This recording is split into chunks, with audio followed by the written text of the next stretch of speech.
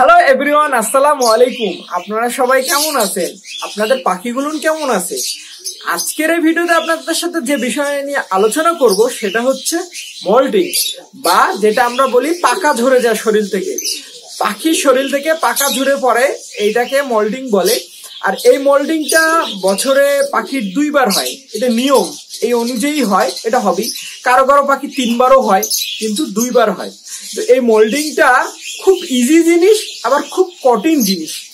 Easy জিনিস এই জন্য, যদি আপনার পাখির ইউনিটি মানে শরীরের ইউনিটি ঠিক থাকে, আলহামদুলিল্লাহ ও রিকভারি করবে, ঠিক থাকবে, কোনো অসুখ বিসুখ আসবে না। আর যদি পাখির ইউনিটি ঠিক না থাকে, পাখির শরীর দুর্বল থাকে, বা পাখির কোনো কারণে রোগ প্রতিরোধ ক্ষমতা কমে আসছে, সেক্ষেত্রে কিন্তু আপনার পাখিটা অসুস্থ হওয়ার চান্স আছে। কারণ আমি আমার লাইফে নিজে, আমার সবচেয়ে দামি পাখি সেটা হচ্ছে জমিদার পাখি, রিংনেক, সবচেয়ে স্ট্রং পাখি, শক্তিশালী পাখি।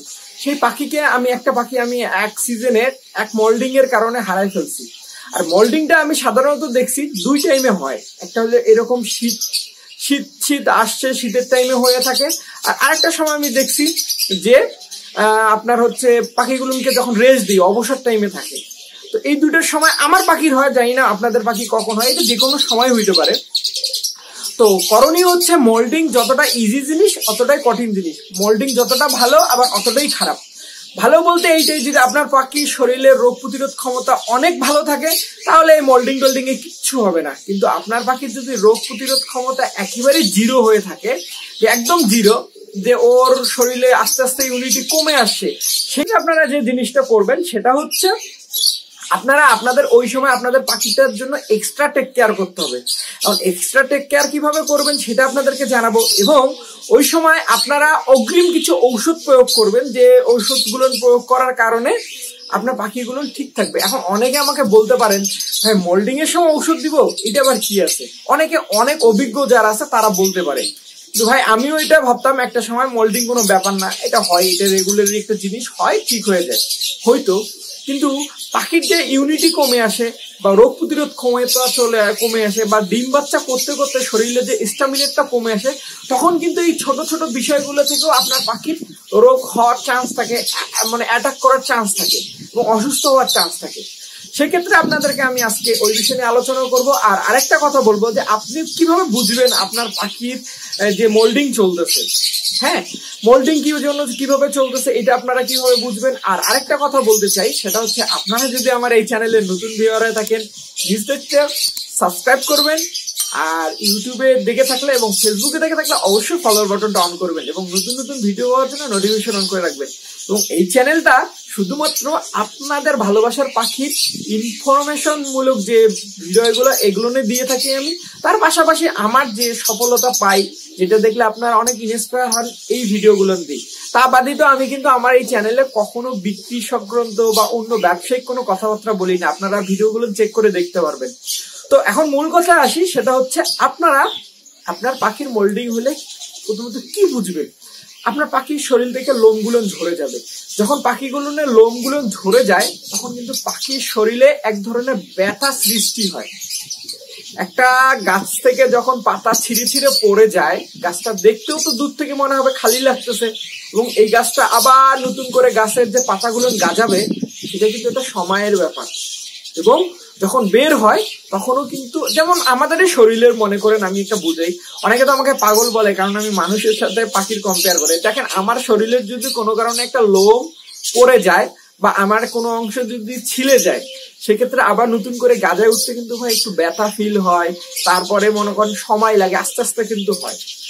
তো সেক্ষেত্রে আমি পাখির মনে করি, পাখির যে লোমটা, এটা নিয়ম, যে এটা পড়ে আবার নতুন করে জন্মায়।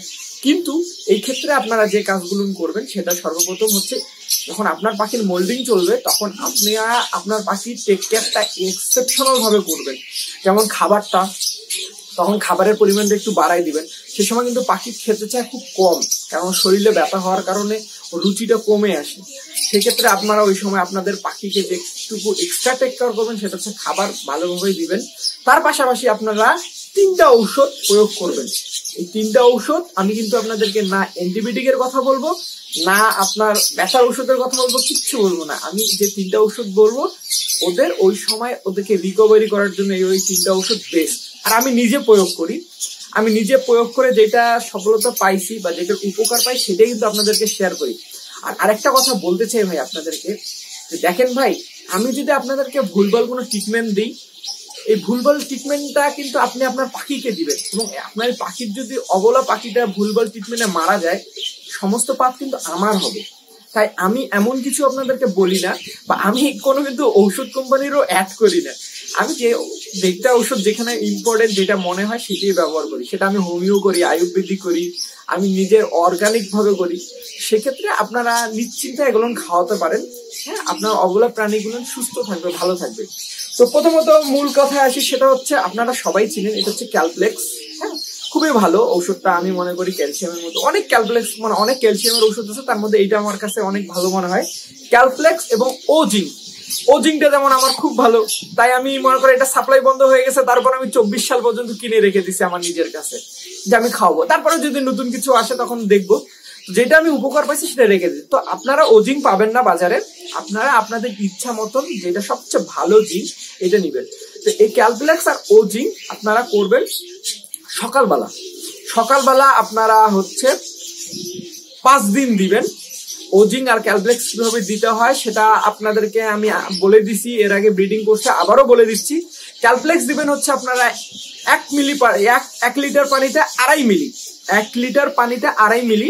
আর ওজিং, এটা হচ্ছে আমার ওজিংটা তো একটু বেশি পাওয়ারই, যার কারণে হচ্ছে এই জন্য তো এটা বন্ধ হয়ে গেছে। সেটা হচ্ছে আমি 1 লিটারে আপনার হচ্ছে 6 লিটার পানিতে 1 মিলি দিতাম।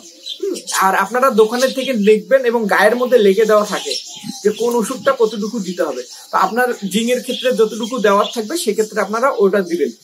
তো এটা দিবেন হচ্ছে সকালবেলা, এবং এই পানিটা আপনারা বের করবেন ঠিক 11টা-12টার মধ্যে। 11টা-12টার মধ্যে পানিটা বের করে রেখে দিবেন। পাখিটা বের করে রাখার কারণে হবে কি, পাখিটা পিপাসা লাগবে। আর দ্বিতীয়ত কথা হচ্ছে, এই যে একটা ঔষধ যেটা আমার কাছে খুব ভালো মনে হয়, সেটা হচ্ছে ED3,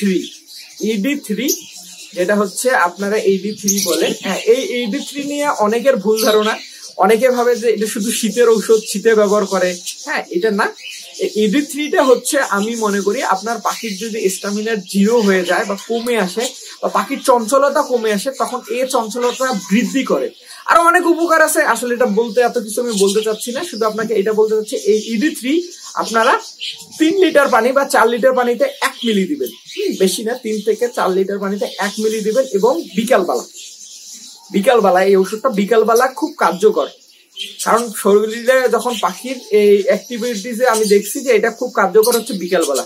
এই ওষুধটা আপনারা বিকালবেলা দিবেন। এই 3টা ওষুধ আপনারা 5 দিন দিবেন, অনলি 5 দিন দিবেন। এই 5 দিন, মোল্ডিং সাধারণত 10 দিন পর্যন্ত হয়ে থাকে, 15 দিন হয়, 1 মাসও হয়। তো যখন মোল্ডিংটা শুরু হবে সেই মুহূর্তে হবে। এখন আপনাদেরকে বলি, ওজিং আর ক্যালপ্লেক্স যেটা হবে, আপনার পাখির যে লোমগুলো পড়ে যাচ্ছে, বা আপনার পাখির যে লোমটা কমে আসতেছে, বা যে আসতেছে গজানোর জন্য যেটা, সেইটা হচ্ছে এই 2টা ওষুধ খুব কার্যকর, আপনাকে কাজে দিবে।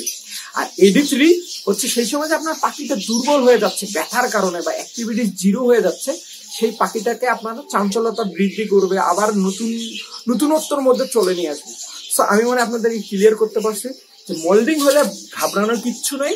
মোল্ডিং হলে এটা স্বাভাবিক জিনিস, কিন্তু ওই সময় আপনারা এক্সট্রা টেক কেয়ার করবেন। সেই এক্সট্রা টেক কেয়ার হচ্ছে এই 3টা ওষুধ। আর এই 3টা ওষুধ কিন্তু আমার মাসিক কোর্সেও থাকে, আমার ন্যাচারাল ভাবে। তো সেক্ষেত্রে আপনারা বলবো যে আপনাদের যখন মোল্ডিং হবেন, এবং এই 3টা ওষুধের কোনো ক্ষতি নেই ভাই, এটা হচ্ছে সবচেয়ে বড় ভালো কথা। এই ওষুধটা আপনার পাখির যদি ঘাটতি থাকে, আপনার পাখির ঘাটতিটা পূরণ করবে। আর আপনার পাখির যদি মনে হয় ঘাটতি নাই, এই ওষুধটা খাওয়াচ্ছেন, তখন এই পাখি পপসের সাথে বের হয়ে আসবে। তো সেক্ষেত্রে আপনারা নিশ্চিন্তায় ওষুধগুলো খাওয়াতে পারেন। আর এতক্ষণ আমার সঙ্গে থেকে আমার বকবক শোনার জন্য অসংখ্য ধন্যবাদ। আমি আসলে এত বকবক করি যেন আপনার পাখি আর আমার পাখিগুলো ভালো থাকে, অবলা জিনিসগুলো যেন ভালো থাকে, এটাই আমার চেষ্টা, আর কিচ্ছু না। আর আপনাদের যদি ভিডিওটা মনে হয় ভাই না কারো উপকারে লাগবে, তো প্লিজ নিজ দায়িত্বে শেয়ার করে দিন। শেয়ার করলে আমার কোনো উপকার নাই, শেয়ার করলে পাবলিসিটি বাড়ে, পাবলিসিটি বাড়লে কারো উপকারে লাগবে, এইটাই প্রাপ্তি, আর কিছু না ভাই। ভালো থাকবেন, আপনার পাখিগুলো ভালো থাকবেন। কালকে ইনশাল্লাহ আপনাদের পাখিগুলো যেন ভালো থাকে এই দোয়াই করি। আমার জন্য দোয়া করবেন, আমার পাখিগুলোর জন্য দোয়া করবেন। ইনশাল্লাহ হয়তোবা কালকে কোনো না কোনো এক উপকারমূলক ভিডিও নিয়ে আপনাদের সামনে আসবো। দোয়া রাখবেন। আসসালামু আলাইকুম।